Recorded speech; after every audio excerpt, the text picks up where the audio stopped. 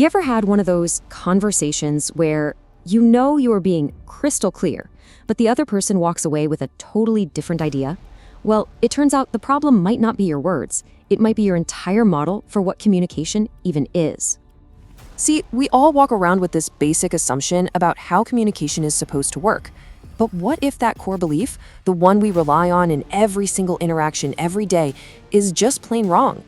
If you were to stop someone on the street and ask them to define communication, you'd probably get something that sounds a lot like this.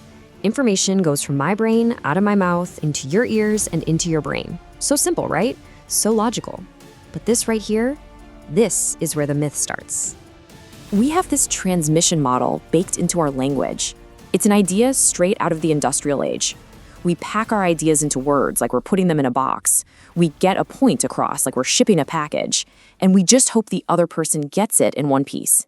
And get this whole model was literally designed by telephone engineers. Seriously, their goal was to measure signal loss over a copper wire. And for machines, it's perfect. But for the beautiful, unpredictable, emotional mess that is human beings, it fails spectacularly. I absolutely love this. A Finnish professor, Otso, came up with these laws, and they are just painfully accurate. Communication usually fails, except by accident. If a message can be interpreted in several ways, it will be interpreted in a manner that maximizes the damage. Why does this feel so true? Because that neat little engineering model has nothing to do with how people actually operate. So it's time for a major upgrade. We need to toss out that old sending a parcel myth and embrace a brand new reality. Communication isn't about sending something, it's about building something together. This is our new model. And the key words here are process and shared. It's not a one-and-done delivery. It's more like a dance. It's a collaborative, back-and-forth effort to see if the picture inside my head can come close to matching the picture inside yours. And this is such a crucial shift because, our brains aren't computer hard drives. They don't just passively receive data. They are meaning-making machines. They are constantly grabbing fragments and signals from the world and trying to weave them all together into a story that makes sense. Just take a look at this. You see a white triangle, right? Of course you do. But here's the crazy part. It's not actually there. Your brain was creating it. It's filling in the gaps because it recognizes the pattern. This is called perceptual completion, and it is exactly what our brains do in conversations. We get little pieces of an idea, and we fill in the rest. The only question is, are we both filling in the gaps with the same thing? Okay, so if our big goal is to create this shared understanding, how do we actually do it? Well, it turns out that every single successful conversation is built on this hidden 3-level foundation. Think about it like a pyramid. Most of us, we're totally focused on the very top, the action, the decision, the outcome we want. But you can't get to a solid action without a good layer of information. And you can't really share information effectively without the most important and honestly, the most ignored foundation of all, the relationship. It really all comes down to this. If you don't have that basic layer of trust and rapport, every single piece of information you try to share is going to get filtered through a lens of suspicion. Every attempt to agree on an action is built on shaky ground. The relationship is the bedrock, period. And check this out. Some research suggests that about 2/3 of all our conversation time is spent on social stuff. Yeah, the things we usually dismiss as small talk. Turns out it's not small at all. It's basically social grooming. It's our brain doing the absolutely essential work of building and maintaining that relational foundation for everything else that matters. Okay, so we've got the new model, we understand the theory. Now let's get practical. I want to share 2 really powerful tools you can start using right away to build better shared understanding. The first tool is called the ladder of inference, and it is a total game changer for getting out of pointless arguments.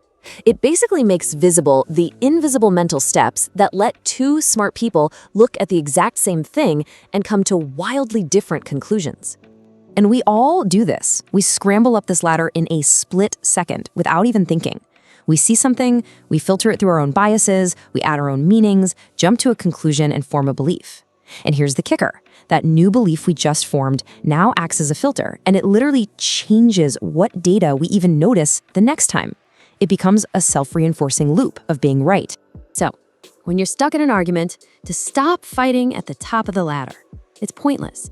Instead, you use this one simple, almost magical question, can you take me through your reasoning? It's not an attack, it's a genuine invitation. It turns a conflict into a collaborative puzzle where you walk down their ladder together to see how they got to where they are.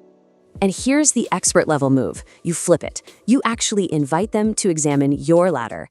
Asking something like, can you see any flaws in my thinking here? Is an act of vulnerability that builds an incredible amount of trust.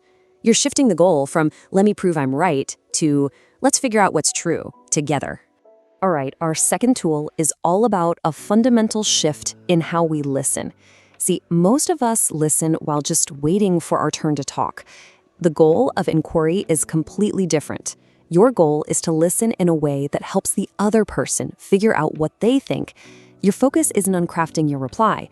It's on helping them find their own clarity. So in practice, what does this look like? Well, first, you stop interrupting. Simple, but hard. You get comfortable with silence. Let them think. You ask real, curious, open-ended questions, not just questions that are secretly your advice in disguise. It's about trusting that the person with the problem is probably the person who's closest to the solution.